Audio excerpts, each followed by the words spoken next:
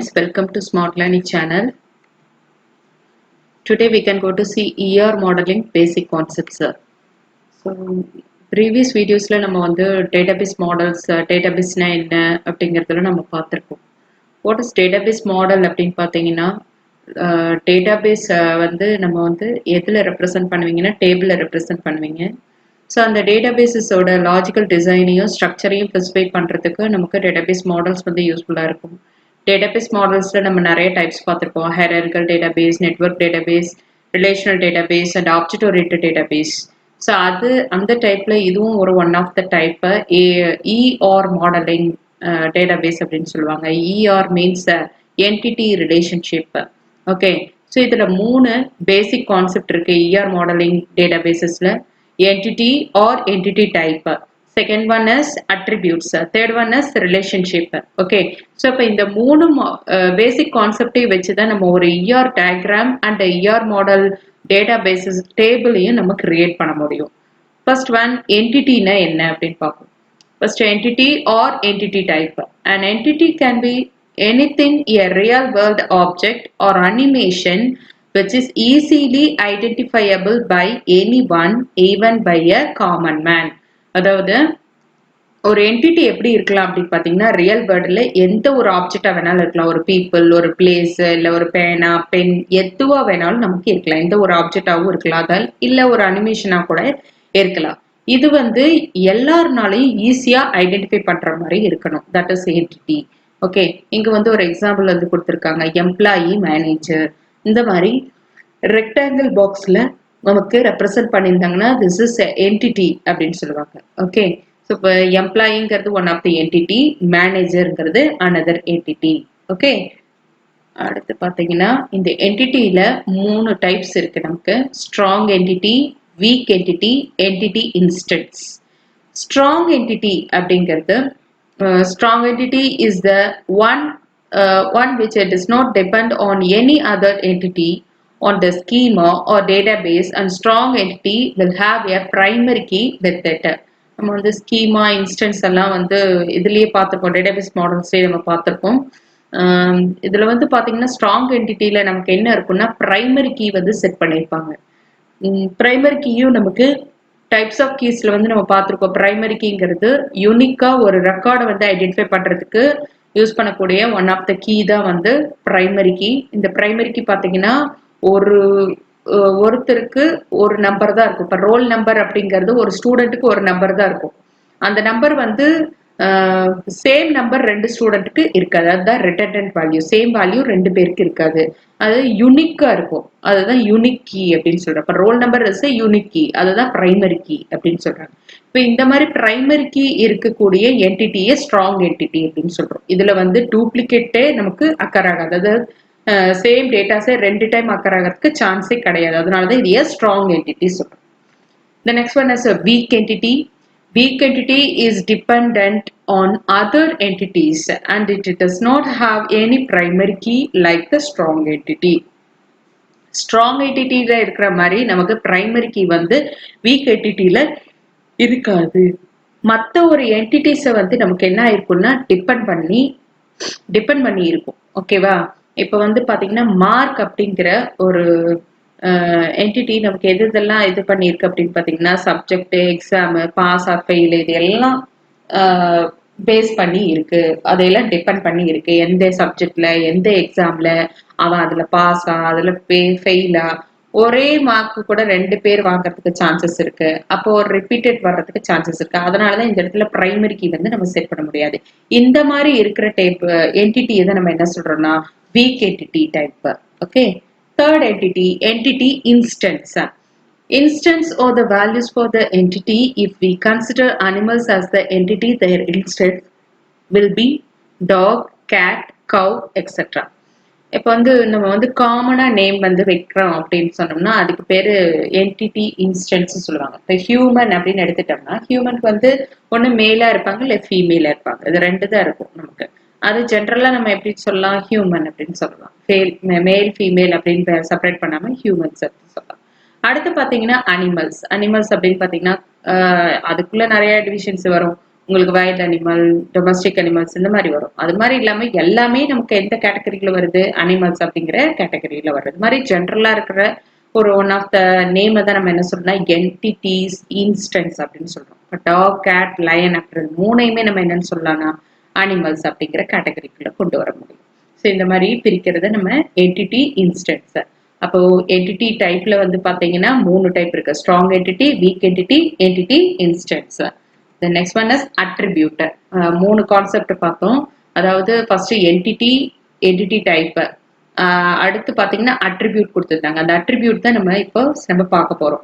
An attribute is the information about the entity and it will describe, quantify, qualify, classify and specify an entity.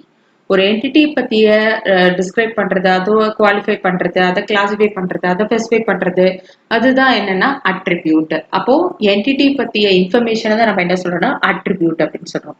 இந்த அட்ரிபியூட்ல ஒரே ஒரு single values தான் இருக்கும். ஓகேவா? அது வந்து அந்த வேல்யூ எப்படி இருக்கலாம், நம்பரா இருக்கலாம், கேரக்டரா இருக்கலாம், இல்லைன்னா ஸ்ட்ரிங்கா இருக்கலாம். இப்போ இந்த அட்ரிபியூட்ல 5 விதமான டைப்ஸ் வந்து நம்ம புக்ஸ்ல கொடுத்திருக்காங்க. Key attribute, simple attribute, composite attribute and single valued attribute, multi valued attribute. First one, key attribute. Generally a key attribute describes a unique characteristics of an entity. ஒரு என்டிட்டில வந்து நமக்கு ரோல் நம்பர் அப்படிங்கிறது யூனிக்கா இருக்கும். அது வந்து பிரைமரி கீ. அந்த மாதிரி primary key இருக்கக்கூடிய ஒரு அட்ரிபியூட்டா இருந்ததுன்னா, அதாவது யூனிக்கா இருக்கிற கேரக்டரிஸ்டிக்ஸ், யூனிக்கா இருக்கக்கூடிய கேரக்டரிஸ்டிக்ஸ் இருக்கக்கூடிய அட்ரிபியூட் ஒரு என்டிட்டில இருந்ததுன்னா அதுதான் நம்ம என்ன சொல்றோம்னா கீ அட்ரிபியூட் அப்படின்னு சொல்றோம். Simple attribute. Simple attribute means இது வந்து செப்பரேட் பண்ண முடியாது. இதுக்கு இப்ப நேம்னு இருக்குன்னா எம்ப்ளாயின்னு இருக்கு. எம்ப்ளாயிங்கிற என்டிட்டிக்கு நேம் கொடுக்குறாங்க. அப்போ ஒரு எம்ப்ளாய்க்கு ஒரு நேம் இருக்கும். அந்த நேம்ல ஏதாவது டிவிஷன் போகுமா? எந்த ஒரு டிவிஷனுமே கிடையாது. அப்போ ஒரு எம்ப்ளாயிங்கிறதுக்கு ஒரே ஒரு அட்ரிபியூட் இருந்ததுன்னா that is a simple attribute. Okay, a simple attributes cannot be separated. It will be having a single value for their entity. For example, the name attribute for the entity employee has a single value. அப்ப எம்ப்ளாயிங்கிற ஒரு என்டிட்டிக்கு single value நமக்கு என்னதான் கொடுக்குறோம், name மட்டும் கொடுக்குறோம். அந்த நேம்ல எந்த ஒரு சப்டிவிஷன்ஸும் இல்லைன்னா that is known as simple attribute. Next one, composite attribute. இப்போ இதுல வந்து பாத்தீங்கன்னா ஒரு அட்ரிபியூட்லயே 2-3 டிவிஷன்ஸ் வந்து நமக்கு வரும், சப்டிவிஷன்ஸ் வரும். அதுக்கு பேர் தான் காம்போசைட் அட்ரிபியூட்ஸ்னு சொல்றோம். The composite attributes can be subdivided into single attribute without changing the meaning. அந்த மீனிங் மாறாம நமக்கு சப்டிவிஷன் வந்து நமக்கு கிடைக்கும் ஒரு அட்ரிபியூட்ல. இப்போ இந்த ஒரு டயக்ராம்ல பாத்தீங்கன்னா ஃபார் எக்ஸாம்பிள் இந்த following diagram, the employee is the entity with the composite attribute name which are divided into a simple attribute first and last name. இப்போ எம்ப்ளாயி அப்படிங்கிற ஒரு என்டிட்டிக்கு நேம்ங்கிற அட்ரிபியூட் கொடுத்துருக்கோம். என்டிட்டி பாத்தீங்கன்னா ரெக்டாங்கிள் ஷேப்ல இருக்கும், அட்ரிபியூட்டுங்கிறது ஓவல் ஷேப்ல இருக்கும். இது மாதிரி எலிப்ஸ் ஆர் ஓவல் அப்படின்னு சொல்லுவாங்க. ஸோ இந்த ஷேப்ல இருக்கும். இந்த நேம்ங்கிற அட்ரிபியூட்க்கு எகைன் ஒரு சப்டிவிஷன் நமக்கு வந்து கிடைச்சிருக்கு. நேம்ல பாத்தீங்கன்னா first name and last name அப்படிங்கறத சப்டிவிஷனா கொடுத்திருக்காங்க. அதுவும் ஒன் ஆஃப் த நேம் தான். இதோட மீனிங் வந்து நமக்கு மாறல. ஓகே, மீனிங் மாறாம ஒரு சப்டிவிஷன் ஒரு அட்ரிபியூட்க்கு நமக்கு வந்திருந்ததுன்னா அதுக்கு பேரு composite attribute. So next one is a single valued attribute. A single valued attribute contains only one value for the attribute and cannot have multiple number of values. ஒரு அட்ரிபியூட்டுக்கு ஒரே ஒரு value தான் வரணும், மோர் தென் ஒன் வேல்யூஸ் வரக்கூடாது. அந்த மாதிரி இருந்ததுன்னா அதுக்கு பேர் சிங்கிள் வேல்யூட் அட்ரிபியூட்.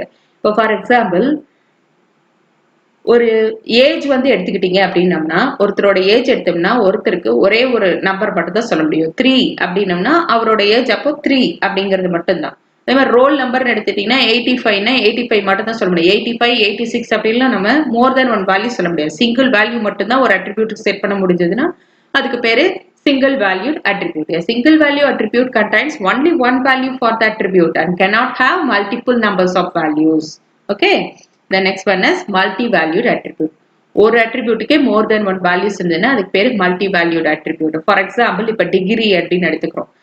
ஒருத்தர் வந்து நிறைய படிச்சிருக்கலாம். ஒருத்தரே பாத்தீங்கன்னா பிடெக், எம்பிஏ, எம்சிஏ என்ன வேணா படிச்சிருக்கலாம். அப்போ ஒருத்தருக்கே மல்டிபிள் வேல்யூஸ் நமக்கு கொடுக்குற மாதிரி இருக்கு.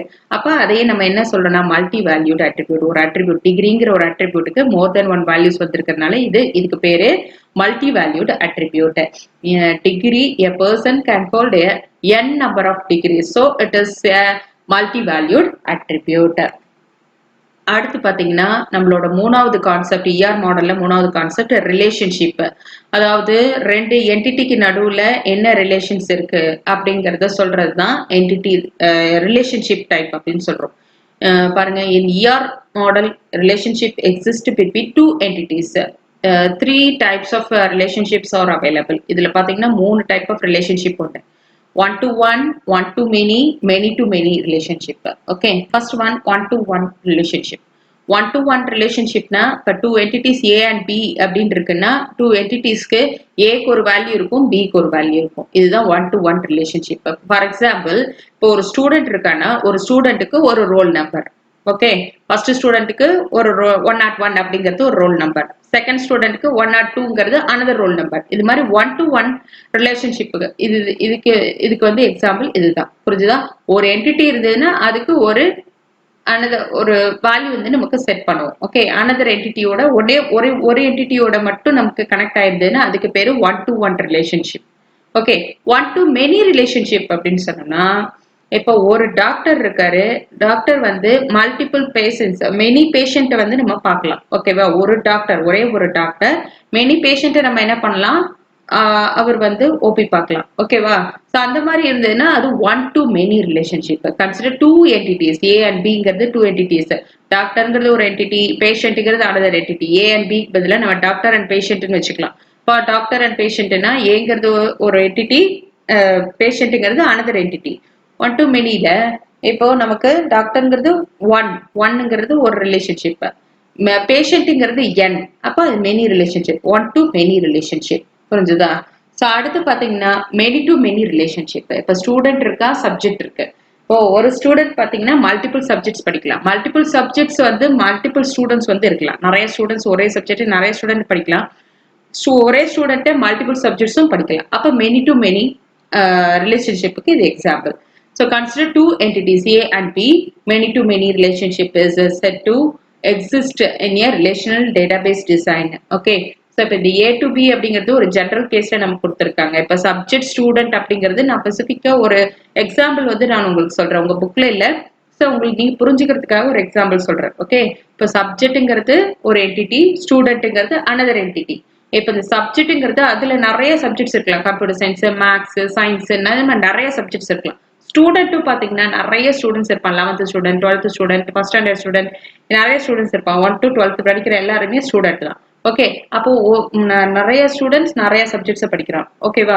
அதே மாதிரி ஒவ்வொரு சப்ஜெக்ட்ஸ்லயும் நிறைய ஸ்டூடெண்ட்ஸ் படிக்கலாம். ஓகே, அதுதான் many to many relationship. Okay, இப்போ one to one or less usage. எப்பயுமே ஒன் டு ஒன் ரிலேஷன்ஷிப் வந்து கம்மியாக தான் நம்ம இஆர் டேட்டா பேசஸ்ல நம்ம யூஸ் பண்றோம்.